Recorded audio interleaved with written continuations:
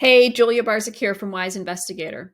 Today I'm going to be talking about a topic that everyone should be interested in. It is a strategy to help you do less work and have better results with research funding.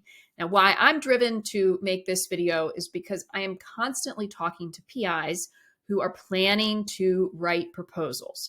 They are planning to write all different kinds of proposals, and they're sitting down and they're actually writing these proposals without the information that they need to make an informed decision about writing these proposals.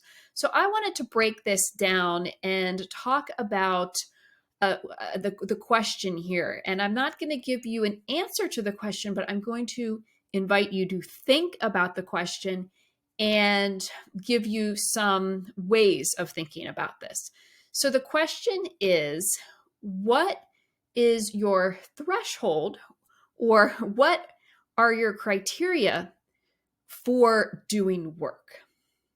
So what has to happen? What information do you need to have? How do you need to feel about a situation? How excited do you need to be about an opportunity? How scared do you need to feel that you're in a desperate situation and you need to take some kind of action? So these are all different ways we could look at the criteria that inform a decision about doing work. So again, the question is, what is your threshold for doing work? And the reason I'm making this video is because I feel that this is a question that most PIs are not asking themselves. They're not considering this.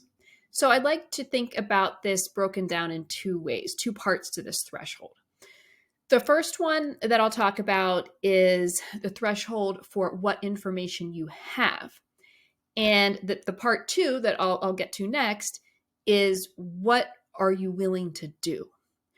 So in thinking about an opportunity, you may have seen something posted. You saw a solicitation, you saw an announcement on the internet. Of course, that's where these things are. It may have been forwarded to you, and so it came through as an email, and you learned about an opportunity. And that's all the information that you have, is what's published in that document. That would be kind of like the minimum level of information that you could have about something. Now, many PIs are deciding to go forward with dozens of hours writing a proposal with only this amount of information. So the next level of information that you could have about the situation would be, you saw something posted, like in the first example, and you know something about it, say secondhand. Someone has told you about the opportunity because they may have been funded through that program before, or they talked to a funder that told them about the program. So you're not only relying on the printed page, but you don't have that much more information, but you do have some additional information that's helping you with the context to get a little more understanding about what this opportunity might actually look like. Another level of information that you could have would be that you had some email correspondence about the opportunity. So perhaps you submitted a question over email. You reached out and asked a program officer about the opportunity, and you got something back. Even if it was something very brief, you did have some communication with a person who's actually involved with the opportunity. Another level of information that you might have would be that you spoke with a funder. So you may have had an audio call or a video call with a program officer, and you gained some information from that call. Now, the highest level of information that you could have would be that you had that kind of conversation and something came out of it that was encouraging. So you were encouraged to submit a proposal. You heard words said that sounded like, yes, this would be a good fit for the program, that there's some other reason to feel confident that, again, the fit is there, that someone is going to be waiting for this proposal, and it may be in a batch with a whole lot of other ones, but someone's going to be reading it and they're not going to shuttle it off to another program, tag it as not responsive or not relevant to their program, etc. That you've spoken to someone, it's going somewhere, it should have a home, and it should be a fit. Okay, so what is the information? That's the information, right, that you could have, any level there. So let's talk about the second part, which is what are you willing to do in terms of the work? So, a low level of work here would be sending an email. Sending an email to ask somebody about a funding opportunity, a specific funding opportunity, or about something more general, like about a program. So sending an email, that's work. That takes a little time to compose, but it's not too much work. Another level of work that you could do, and you may be willing to do, would be to prepare something like a research menu where you might list a couple different ideas for projects. And this might be something that you already have prepared, or even in your mind, a couple things that you've been thinking about. You may have put together a few sentences or paragraphs on them, or you may be willing to go ahead and do that. And that might not take you, it normally wouldn't take you that much time. So to prepare some little blurbs, we'll call them, about different research ideas, or even just a few sentences. Another level of work that you may be willing to do would be to prepare a one-pager or a concept paper or a white paper or a pre-proposal, and there's variation there if you're talking about a one-pager or a 3 or more page pre-proposal. But that would be the next level of work, I would say, that you might be willing to do. And then the highest level of work would be to actually write and prepare a proposal and submit it. Okay. So these are the different thresholds, and they're going to work together, that I encourage you to start thinking about before you dive in to doing dozens of hours of work. So the idea isn't for anyone to develop hard and fast rules about, for example, say, well, I spoke with the funder, so therefore I'm going to prepare a proposal, or I only saw something posted online, so I'm not going to make an inquiry, like an email or something like that. These are really out there just for you to think about the different levels, again, of knowledge that you can have, and the different levels of work that you could be willing to do. So some other pointers that could help you here and create more information for you to inform your decisions about whether you want to do the work or not would be thinking about reuse. So of course, if you are preparing a pre-proposal, and you don't have the highest level of information on it, you haven't had encouragement from a real person, but you're thinking that if this doesn't move forward, I do know of some other programs or some other places where I could shop this around. So in that case, you may decide to go ahead and do that work, right? Even though you don't have the highest level of information about the opportunity. Alternatively, if you're creating a pre-proposal for scratch that's really targeted towards a specific opportunity, it's a new area and you don't really know where else you could possibly go, then you may make a different decision, again, or not. These are just things I'm putting out there for you to consider. So I also encourage you to assess how much work is going to be required before starting, because it's very easy and very common to just feel pressure and see a deadline and just start working. And I respect tremendously how industrious and hardworking and dedicated all UPIs are. It's very admirable.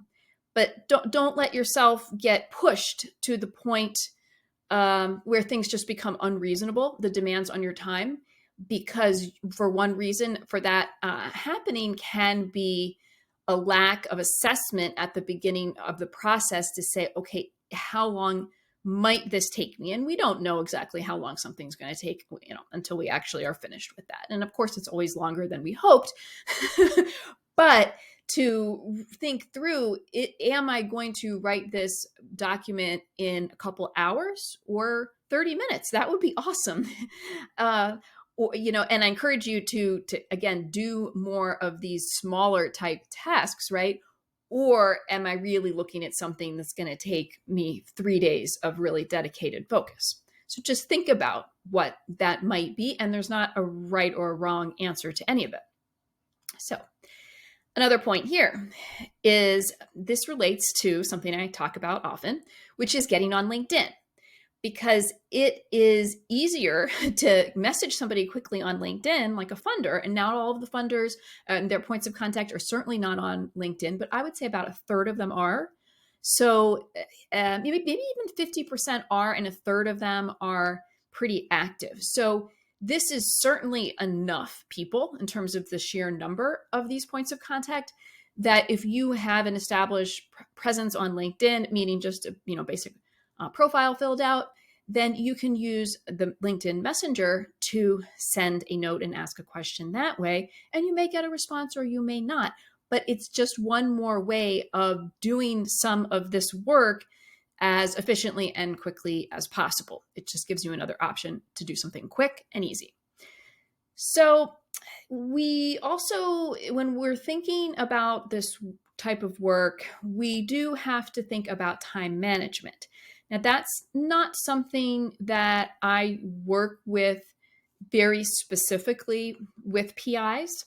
Sometimes we do make plans around time management for a specific situation, but again, it's not really a focus area of mine.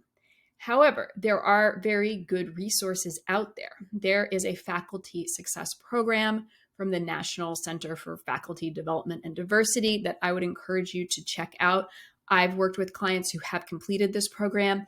It's focused around writing, and it is not specifically for writing proposals. I've never done the program, but from what I know about it and what people have told me, but this is something that you might want to look at if your institution is affiliated with this organization that offers that program, to learn some specific time management skills for writing in general. But keep in mind that your approach to time management very well may be, and it most likely will be, changing over time. So it's going to be dynamic, just like if you've had small children and you have a baby and the baby has some kind of a nap schedule, and of course the baby's growing, so they have a change in their nap schedule or they stop napping. Anytime you're in a very accelerated and intense part of your career, which you are in right now if you're an early career person, things are changing quickly. So just because you had a way to get the writing done last semester, with a new schedule, new teaching schedule, just more responsibilities, you should be assessing on a regular basis your calendar and your approach to time management, because that very well may be changing more frequently than you realize that it should be changing, right, to get the best results. So another point here to really take some time to think about, I encourage you to do this, is just how valuable your time is. Everybody's has the same number of hours in the day, and everybody's time is valuable, including your time.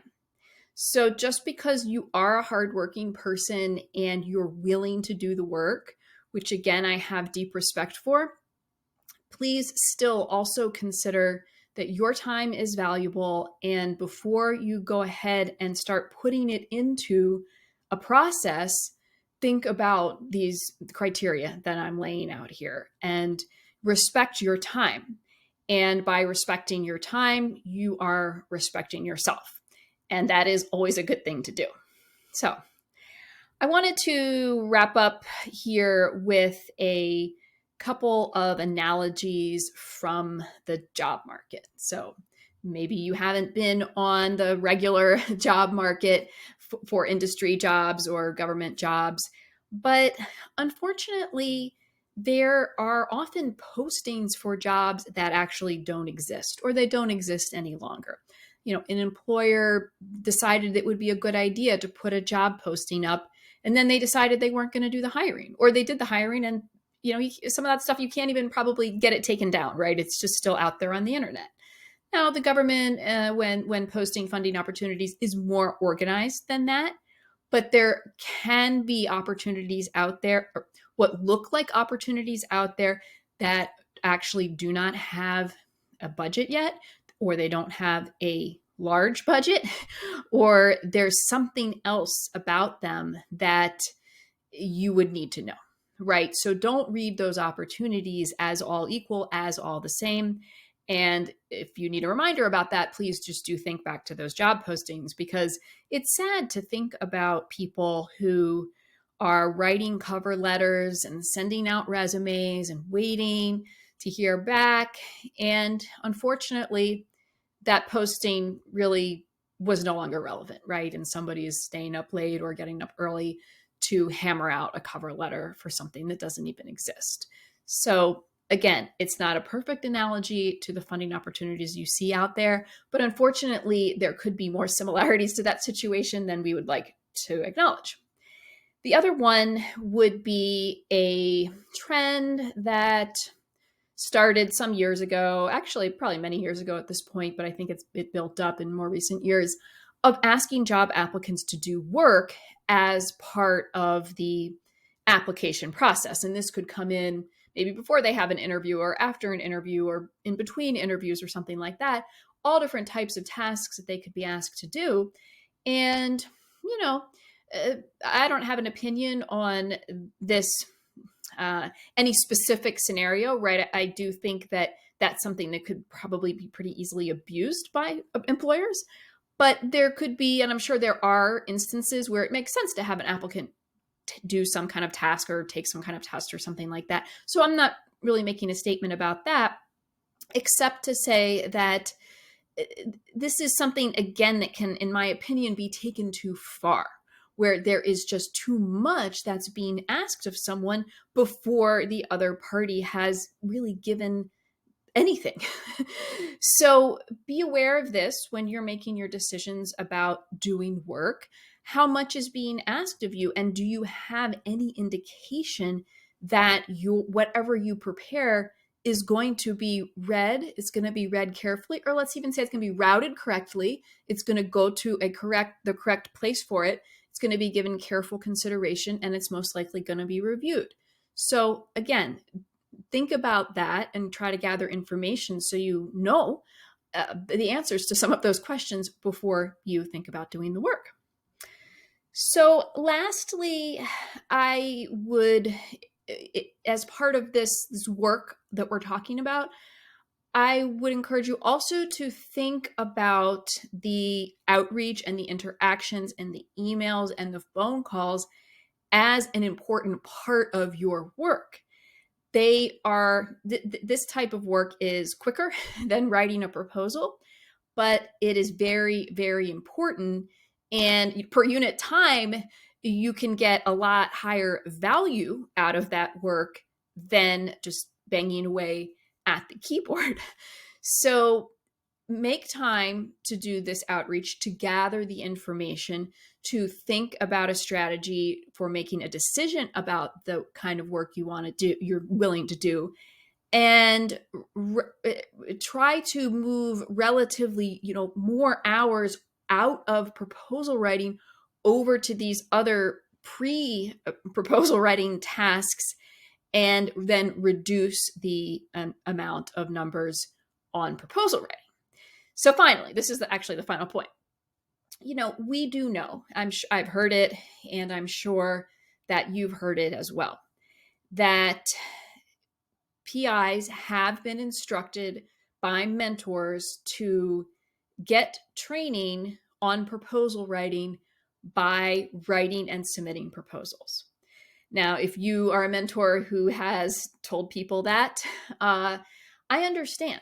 There have not been good options for people to get the kind of training they need. And when there are not good options, then people are going to take what options are there. And you will learn something by writing a proposal, getting a bunch of reviews and reading them and letting that be a learning experience. You will learn something from that. But that is an enormous amount of resources, of your time, of others at your institution who prepare that proposal and everything that goes along with that. And it's a heavy use of government time to process that, and the evaluator time for those who are doing the evaluations. So this isn't to make you feel bad if you have used that approach, because it's completely understandable, but there are better ways of going about this. And so I would discourage you from using that strategy to learn how to write proposals.